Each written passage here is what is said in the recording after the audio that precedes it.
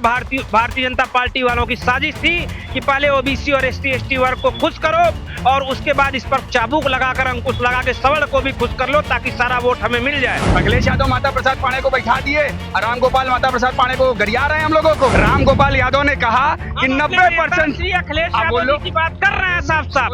आप बताइए, वो नेता नहीं है। नरेंद्र मोदी जी कैसे नेता है जिन्होंने जाति के नाम पर देश को बांटने का काम किया? नेता है कि नहीं?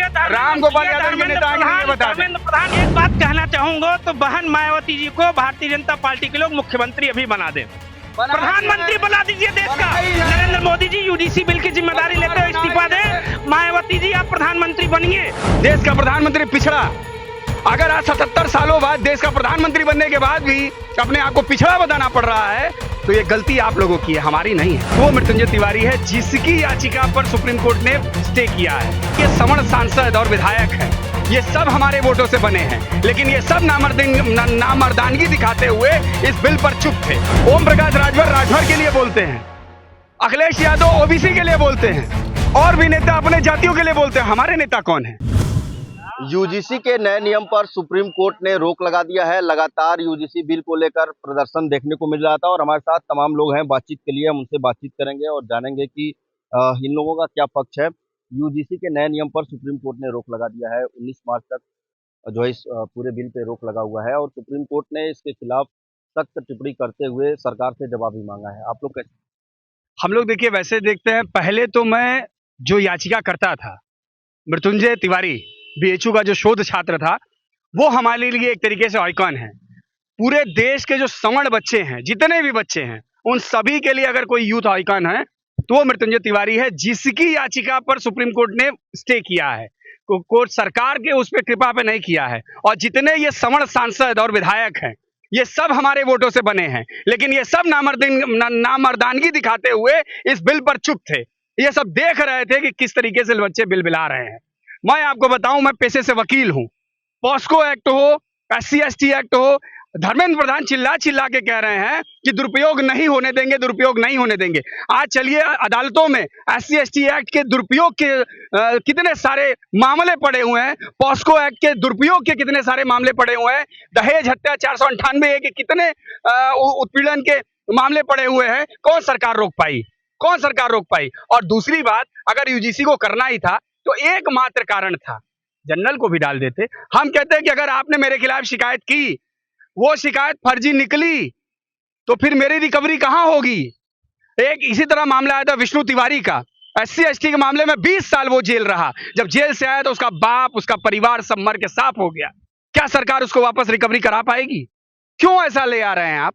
मैं विश्व हिंदू परिषद के एक विद्यालय में पढ़ा हूं वहां से छोटे से। वहां डोम का भी लड़का पढ़ता था, राजा डोम के परिवार का, मलाह का भी लड़का पढ़ता था, मुसलमान भी पढ़ता था, कभी भेद नहीं आया। आप किस तरीके का नियम बना रहे हो? एक बड़ी योजना के साथ, नरेंद्र मोदी के साथ 14 से पूरा देश जुड़ा हुआ है। नरेंद्र मोदी के विजन के साथ 14 से कहीं भी कोई विरोध नहीं आया। नरेंद्र मोदी ने जो किया, क्योंकि सबको ये विश्वास है कि हमारे नेता हैं, देश को जो चीज चाहिए वो करेंगे, लेकिन ये करके उन्होंने सब मट्टी पलीत कर दिया। सांसद भी हैं यहाँ से? ये नहीं, प्रधानमंत्री सांसद बनारस से तो नियम नहीं ना लगा है। सांसद तो हैं, वो देश के प्रधानमंत्री हैं, उनके लिए सब बराबर है।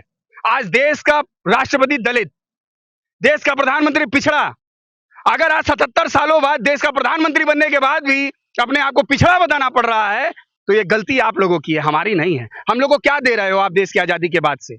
आप लोग कहते हैं कि कुलपति हैं, इंजीनियर्स हैं, डॉक्टर्स हैं, तो हम अपनी मेहनत से जाते हैं, हम अपनी काबिलियत से जाते हैं। हमको कट ऑफ 97, 90 के ऊपर ले आना पड़ता है। 90 से 100 के बीच में हमारी कट ऑफ रहती है और लोगों की 40, -40, ये स्थिति है। ये शिक्षा का आपने व्यवस्था बना दिया है देश का। तो धर्मेंद्र प्रधान को इस पर माफी मांगनी चाहिए। मैं भारतीय जनता पार्टी का कार्यकर्ता भले हूं, लेकिन धर्मेंद्र प्रधान ने जो आग लगाई है, इस आग को बुझाना चाहिए। जिस तरीके से लगातार देखा जा रहा था, जन आंदोलन के रूप में पूरा जो प्रोटेस्ट है वो देखने को मिला था, लेकिन सरकार बैक नहीं हुई। सुप्रीम कोर्ट ने आखिरकार जाके इस बिल पर रोक लगाया है। मैं तो वही तो कह रहा हूं, दुर्भाग्य है इस देश का। जो भी सवर्ण सांसद हैं और वो अगर अपने क्षेत्र में जाते हैं तो मैं उन सारे सवर्ण लोगों से आह्वान करूंगा कि इन लोगों का अच्छे से स्वागत करिएगा। ये साले हमारे नौकर हैं। जो भी सांसद हैं वो हमारे वोट से सांसद बने हैं। हमारे वोट देने के बाद उनका घर चलता है, उनके पैसे से उनका घर चलता है, और हमारे लिए गड्ढा खोद रहे हो। पिंडरा के एक किस विधायक सांसद का है? पिंडरा के विधायक सुने, मैं प्रोफेसर रहा हूं, सुना हूं मैंने कि वो शायद एचओडी प्रोफेसर रहे और ड्राफ्ट नहीं पढ़े हैं। कितने शर्म की बात है, कितने शर्म की बात है कि जब वोट टिकट लेने जाते हैं किसी भी दल में, तो टिकट का पैमाना क्या होता है? आपकी जाति बहुत बड़ा पैमाना होती है। ओम प्रकाश राजभर के लिए बोलते हैं, अखिलेश यादव ओबीसी के लिए बोलते हैं, और भी नेता अपने जातियों के लिए बोलते हैं। हमारे नेता कौन है? मैं मानूंगा कलराज मिश्रा जी को। बाबूजी, कलराज मिश्रा का एक बयान आया कि हमें विरोध नहीं है, आप ले आइए ओबीसी में SC ST सबको रखिए, जनरल को भी रख दीजिए, शिकायत का भी तो एक कॉलम दीजिए। अगर हमारी शिकायत नहीं, गलत शिकायत हुई तो हम किस फोरम पे जाएंगे? हमारी बेटियों के साथ क्या होगा? हमारे बच्चों के साथ क्या होगा? अगर कहीं भी वो होगा, डिस्क्रिमिनेशन की बात आ रही है, तो अगर वो गलत हुआ तो उसकी आवाज कहां जाएगी? किस फोरम पे जाएगी? क्या हुआ? ऐसा आप क्यों ले आ रहे हैं? वो भी हमारे भाई हैं, आप विभेद कर रहे हैं। ये देश इस समय बांटने के मूड में नहीं है। ये देश इस मुहाम पे है कि सब एक रहें। एक और सेब का नारा देने वाले, बटेंगे तो कटेंगे का नारा देने वाले बांटने का काम कर रहे हैं। 80-20 कर रहे हो, क्या मतलब है? तो धर्मेंद्र प्रधान को इस पर सफाई देनी चाहिए और धर्मेंद्र प्रधान को इस्तीफा देना चाहिए, नहीं तो आदरणीय नरेंद्र मोदी जी को धर्मेंद्र प्रधान को बर्खास्त करना चाहिए। चलिए, कुछ और लोग भी हम उनसे भी बातचीत करेंगे। कैसे देख रहे हैं इस बिल को? सरकार तो जो है बैक नहीं हुई, लेकिन सुप्रीम कोर्ट ने 19 मार्च तक इस पूरे आदेश पर रोक लगा दिया है और सरकार से सुप्रीम कोर्ट ने अभी तात्कालिक राहत दिया है, पूर्ण रूप से लाभ नहीं हो पाया। इसके लिए सभी सवर्णों को एकजुट होकर लड़ाई लड़ना ही पड़ेगा, क्योंकि सरकार की मंशा अगर ऐसी रहती, एक है सेफ है, तो उनको ऐसा बिल ही नहीं लाना चाहिए। इधर एक तरफ कहते हैं एक है और सेफ है, और इधर लड़ा भी रहे हैं उसके बाद। तो ये तो सोचनीय विषय है। हमारे सभी सवर्णों को एकजुट होकर अभी लड़ाई लड़ना पड़ेगा। आप भी पूरे प्रोटेस्ट में लगातार मौजूद थे, पूरे इस बिल को देख रहे हैं, कैसे देख रहे हैं? सुप्रीम कोर्ट ने रोक लगा दिया है, लेकिन सरकार अभी तक हम लोग भी किसी बचपन में जब कॉलेज में जाते थे तो हम लोग क्या दोस्ती करते थे, तो जात बिरादरी पूछते थे, एक समानता बनी रहती थी। हम लोग जात बिरादरी नहीं पूछते थे, दोस्ती करते थे यार। ये यूजीसी बिल का हम लोग पूर्ण विरोध कर रहा हूँ। 19 मार्च तक यदि सरकार इस बिल को वापस नहीं लेती है तो ये आंदोलन जो है सवर्ण समाज मिलके जो है बहुत जबरदस्त करेगी सरकार के खिलाफ। 27 में भी हम लोग इनको हटाएंगे और 29 में भी गिराएंगे। ऐसे में तमाम जो जनप्रतिनिधि हैं उनका बयान भी सामने आया था। अभी अवधेश सिंह का भी बयान, वो कह रहे हैं कि पिंडरा के लोग हमसे पूछ के धरने पे बैठे। सवर्ण के नाम पे लोग कलंक हैं। कम से कम लोग अपने अपने नेताओं की बात करते हैं तो सवर्ण होने के नाते सवर्ण की बात करनी चाहिए।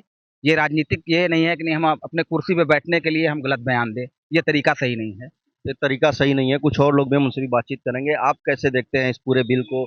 लगातार प्रोटेस्ट किया जा रहा था, लेकिन सरकार जो है पीछे नहीं हटी। आखिरकार सुप्रीम कोर्ट को ही इस पे जो है हस्तक्षेप करना पड़ा, इस पूरे बिल पर रोक लगा दिया। सरकार पीछे कैसे हटेगी? ये सरकार की तो साजिश है। अभी हमारे साथी भारतीय जनता पार्टी के सदस्य भी हैं, उन्होंने बोला कि इस देश का दुर्भाग्य था कि इस तरह का बिल आया, लेकिन मैं यह कहता हूं इस देश का दुर्भाग्य 2014 से ही शुरू हो गया था, जब नरेंद्र मोदी इस देश के प्रधानमंत्री बने। दुर्भाग्य और दुर्दिन इस देश का उसी समय से शुरू हो गया था।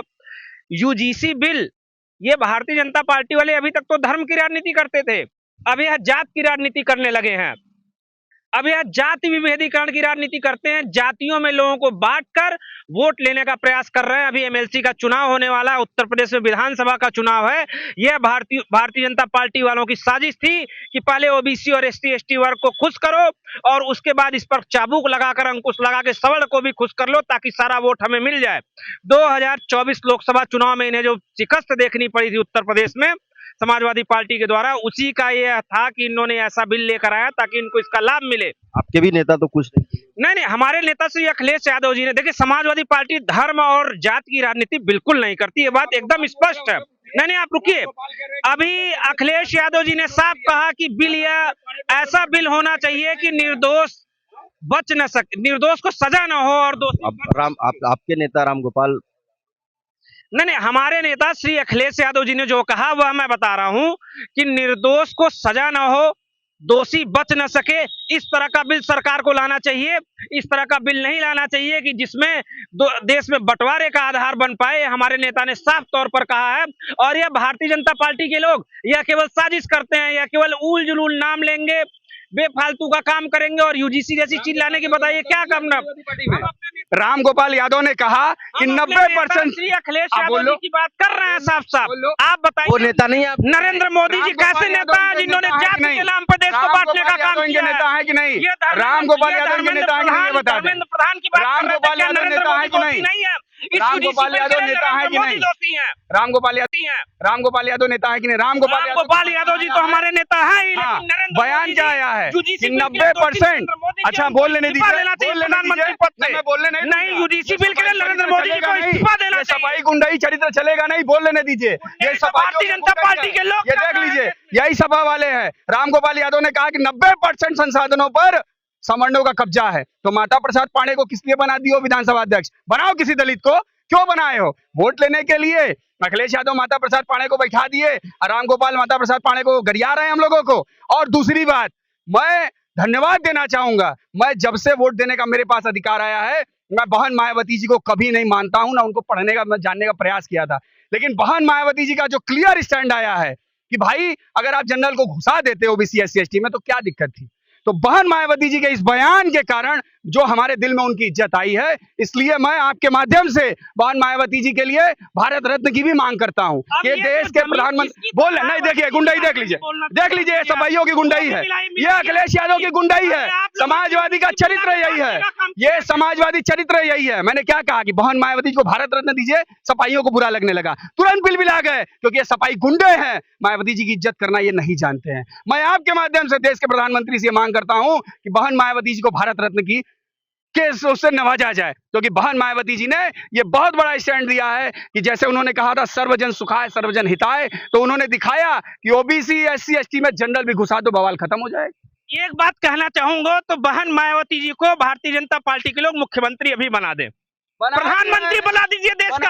नरेंद्र मोदी जी UGC बिल की जिम्मेदारी लेते हुए इस्तीफा दें, मायावती जी आप प्रधानमंत्री बनिए। हम तो चाहते हैं, समाजवादी पार्टी के लोग चाहते हैं कि निचले तबके के लोग ऊपर आए, प्रधानमंत्री बनाइए आप उनको। आप जो अभी भारत रत्न देने की मांग कर रहे हैं वो छोड़िए, प्रधानमंत्री बनाइए मायावती जी को। इज्जत लूटने वाले यही है, वस्त्र फाड़ने वाले यही है। कुछ और लोग ये आप कैसे देखते हैं इस बिल के जो नए नियम है उस पे सुप्रीम कोर्ट ने पूरी तरीके से 19 मार्च तक रोक लगा दिया है और सरकार से जवाब भी मांगा। देखिए, सुप्रीम कोर्ट सराहनीय काम किया है।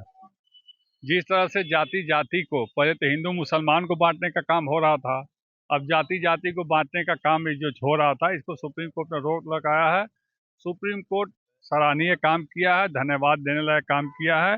हमारे देश में सबका साथ सबका विकास सबका विश्वास सबका, जब ये नारा चल रहा है तो एक खोखला नारा था, क्योंकि जब UGC लाया गया तो UGC में ये प्रावधान कहाँ से ले आया गया कि हम दूसरे के लिए कुछ कहेंगे तो उसके ऊपर कानून बनेगा, और पहले विश्वविद्यालय इसको देखता था, अभी UGC डायरेक्ट देखेगा। ये तो घोर अपराध, घोर अन्याय और घर घर घरेलू युद्ध करने लायक कानून था। इसको खत्म कर देने से ही सबकी भला है और भलाई है। एक आखिरी कमेंट श्रीपति जी आपसे लेना चाहेंगे, आप काशी से हैं और प्रधानमंत्री यहाँ से सांसद भी हैं नरेंद्र मोदी जी, काशी से क्या संदेश होगा सरकार? काशी से यही संदेश है कि आदरणीय प्रधानमंत्री जी हम सभी के गार्जियन हैं, पूरे देश के गार्जियन हैं, पूरे देश की बागडोर उनके साथ है, और 14 से ही सभी जाति सभी धर्म सभी मत सभी मजहब सभी संप्रदाय के लोग आदरणीय प्रधानमंत्री जी के विजन में साथ में है। तो ये जिस प्रकार के लोग उनको राय देने वाले होंगे या जिन्होंने भी UGC में ये कार्य कृत्य किया है, गंदा निंदनीय कृत्य किया है, उन सभी को आदरणीय प्रधानमंत्री जी बर्खास्त करें, उनके ऊपर कड़ा एक्शन ले, क्योंकि ये देश विभाजन के लिए तैयार नहीं है। इस समय जब देश नरेंद्र मोदी जी के साथ एक सूत्र में चल रहा है, वो हमारे सांसद है, हमारे गार्जियन है, हम उनसे निवेदन करेंगे, हम उनसे लड़ाई भी करेंगे, क्योंकि अभिभावक से लड़ाई लड़ने का अधिकार हर आदमी को होता है। हम उनसे कहेंगे, उनके साथ हम उनका साथ नहीं छोड़ने वाले हैं, लेकिन हमारे साथ अन्याय न हो। UGC के माध्यम से जिन्होंने भी ये जहर घोलने का काम किया हो, चाहे वो धर्मेंद्र प्रधान हो या UGC कमीशन के लोग हों, उन सभी पर स्ट्रिक्ट एक्शन होना चाहिए। ये प्रधानमंत्री के एक शौचालय का उद्घाटन नहीं होता है, भाई बुरा मत मानिएगा।